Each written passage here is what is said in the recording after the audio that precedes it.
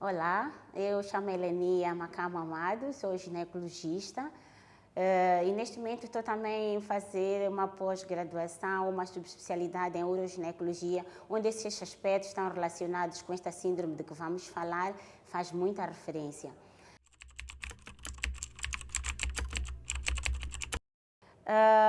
Para começar, diria que este síndrome de Rokitansky ou Morris-Kuster-House é um síndrome já bastante antigo que tem o seu diagnóstico já feito há muitos anos. Ou seja, é um síndrome que se caracteriza por malformação daquilo que é o trato genital feminino. Em outras palavras, assim mais simples, eu diria que é uma formação, uma malformação que a menina vai trazer já desde aquilo que é o seu nascimento. Esta é uma malformação que acontece já dentro da barriga da mãe, do momento que a concepção começa, porque a determinação daquilo que é o sexo, tanto feminino como masculino, é feito durante este período de embriogênese, que é muito precoce, ou seja, por volta de 5, 7 semanas, nessa altura já o sexo é determinado e nessa altura já existe essa malformação. Os sintomas, muitas das vezes, são percebidos na altura em que começa a puberdade, ou seja, na altura que a menina começa a ter a menstruação, ela não tem esta menstruação. E não tendo a menstruação, os pais ou os cuidadores ou quem está a cuidar desta criança leva à unidade sanitária e vem-nos manifestar este problema, que ela já desenvolveu os seios, até já desenvolveu os pelos que tem na região pública, mas infelizmente ainda não tem a menstruação. Na conversa que esta adolescente também tem com as suas amigas, ela percebe que ela é a única que ainda não manifestou este sinal que mostra que já estamos em crescimento, já estamos a deixar de ser crianças, passamos para a fase da adolescente. Este é o principal sintoma que muitas das vezes as crianças, ou seja, esses adolescentes, vêm à nossa consulta com os seus cuidadores. Mas, por outro lado, para aquelas meninas que a menstruação passou de cima, não conseguiram perceber, começa outro dilema. Já tem namorado e não consegue ter atividade sexual. Não consegue ter atividade sexual porque tem esta malformação, não tem o canal vaginal ou tem o canal vaginal tão curto, de tal maneira que não permite aquilo que é o intercurso, ou seja, ter uma relação sexual. Estes são os principais sintomas que nós recebemos estas adolescentes. A falta da menstruação e a dificuldade, ou seja, a incapacidade de poder ter aquilo que é atividade sexual. Portanto, por volta dos 11, 12 anos, estas meninas vêm à nossa consulta, ou então um pouquinho mais tarde, entre os 16 e 17 anos, porque ela não consegue ter atividade sexual. O diagnóstico é um processo multidisciplinar. Esta multidisciplinaridade, eu sou ginecologista, sozinha não consigo chegar só a este diagnóstico. Nós temos aquilo que são os geneticistas que fazem parte do diagnóstico disto, ou seja, que vão fazer aquilo que é a história familiar, perceber se dentro da família tem alguém e vão fazer também um estudo daquilo que é a informação genética que esta menina traz. Como disse no início, é um síndrome que provoca malformação, mas ele é genético, é congênito, vem com a menina. Então, significa que existe uma história familiar, uma alteração genética dentro daquilo que é a nossa informação que vem dentro dos nossos cromossomos. Então, os geneticistas fazem a sua parte, nós como ginecologistas vamos fazer a nossa parte, que é fazer este exame físico. Levamos esta adolescente ao nosso consultório, fazemos este exame desta genitália, onde nós vamos nos aperceber que a genitália externa está completamente formada.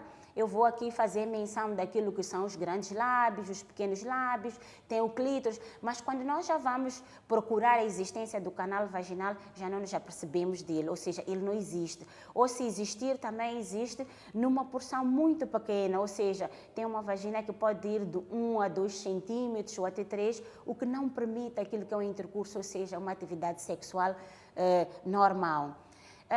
Existem também aquilo que são os exames de imagem.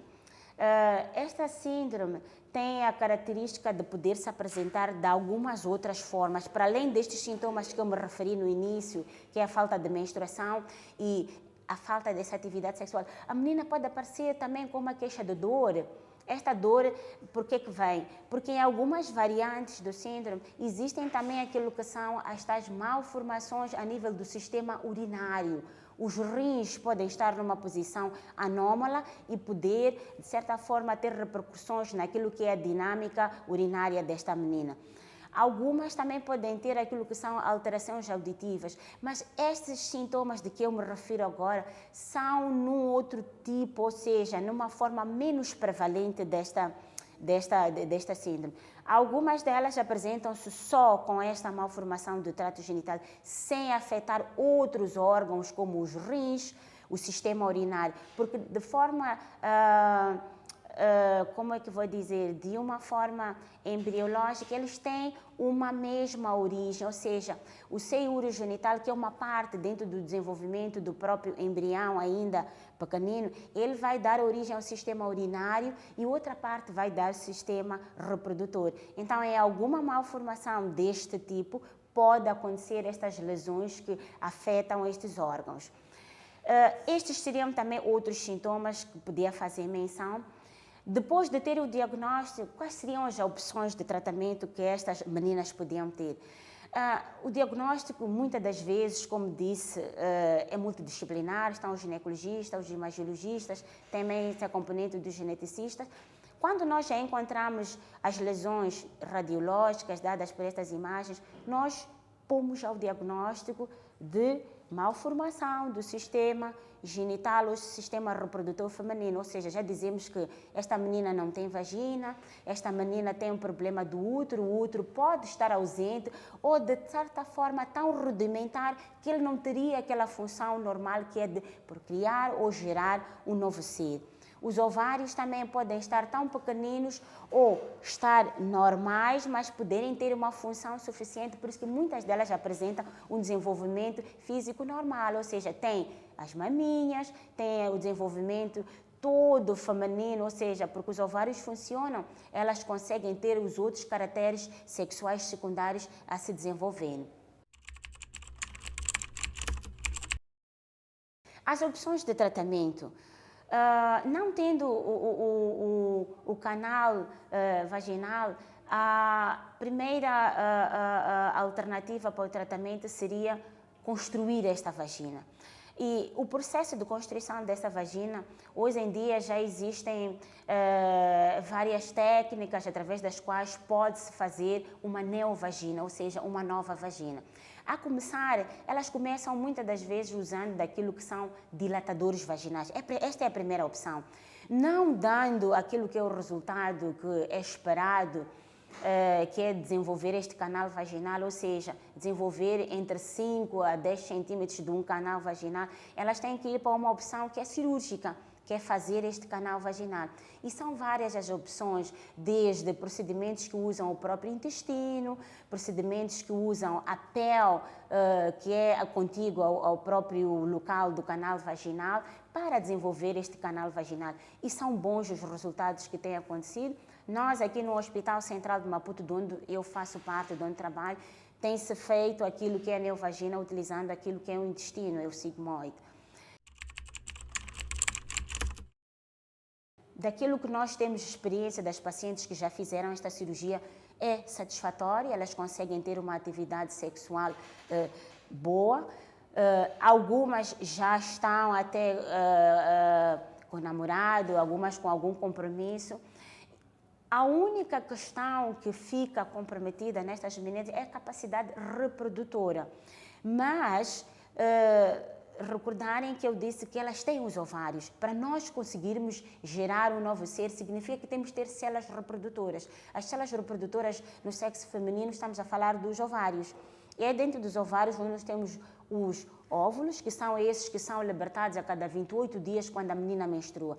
Esta menina não vai menstruar porque ela tem esta ausência do útero ou tem um útero rudimentar.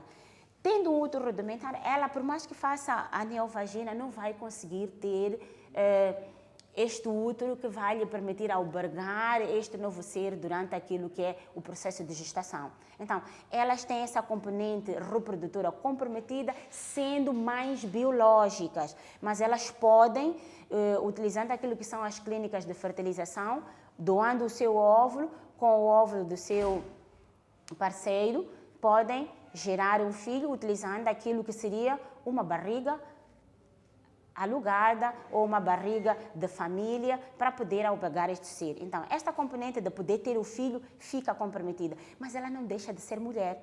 Ela continua a ter a genitália, tem o clítoris, tem os grandes lábios, ela pode muito bem ter aquilo que é a sua atividade sexual e tornar-se aquilo que é mulher e ter a sua atividade sexual normal.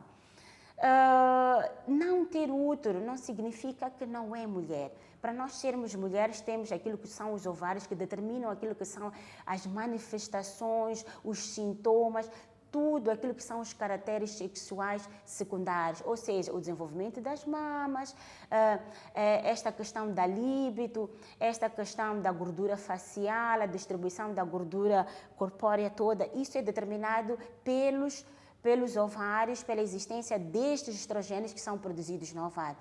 Simplesmente dizer que não ter útero não significa que não seja mulher. É mulher sim, mas não pode gerar um filho, não pode ter esta menstruação, que é algo cíclico que todos os meses a mulher tem.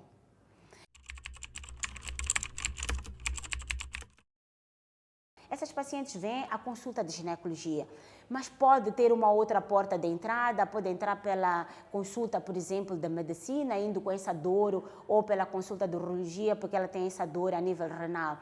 A consulta de ginecologia é onde estas meninas podem buscar esse apoio e poder fazer esta caminhada para poder fazer o diagnóstico, porque volto a dizer, o diagnóstico não é só feito na consulta de ginecologia, é multidisciplinar, envolve estes todos que são o psicólogo, o geneticista, o endocrinologista, às vezes o próprio cirurgião, porque existe uma intervenção que temos que fazer juntos. Então, isto é que seriam os aspectos relevantes e chaves em relação àquilo, que é a síndrome, quais são os sintomas, como é que é feito o diagnóstico e quais são as opções de tratamento.